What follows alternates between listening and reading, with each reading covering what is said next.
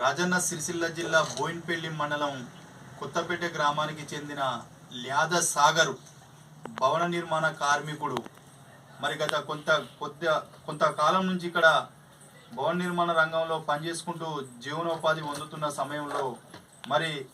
ఈ నెల 1వ తేదీన పని చేసుకొని తిరుగు ప్రయాణంలో సాయంత్రం వేళ 7 గంటల ప్రాంతంలో దురదృష్టవశాత్తు మరి ఇతను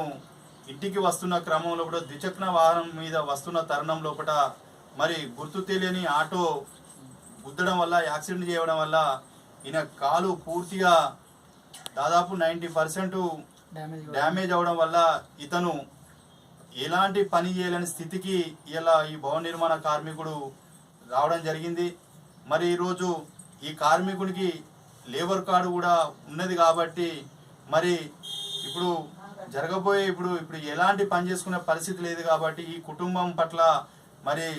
లేబర్ ఆఫీసర్ గారు అలాగే ప్రభుత్వం కూడా స్పందించి మరి ఇంత చిన్న వయసులో ఇంత పెద్ద డ్యామేజ్ అవడం అనేది కుటుంబానికి పెద్ద దిక్కు ఉండవలసిన సమయంలో ఇప్పుడు పనిచేసుకొని బతికే సమయంలో కూడా దురదృష్టవశాత్తు గుర్తు తెలియని ఆటో యజమాని ఆటో మద్యం మత్తులో నడిపి ఇలా ఇతను బండి డ్యామేజ్ అవడం వల్ల యాక్సిడెంట్ అవ్వడం వల్ల చాలా లోటు అనేది జరిగిపోయింది. కాబట్టి మరి ఈరోజు జిల్లా CIT పక్షాన భవన నిర్మాణ రంగం యూనియన్ పక్షాన ఒక కార్మికునికి మరి పూర్తి న్యాయం చేయవలసిన బాధ్యత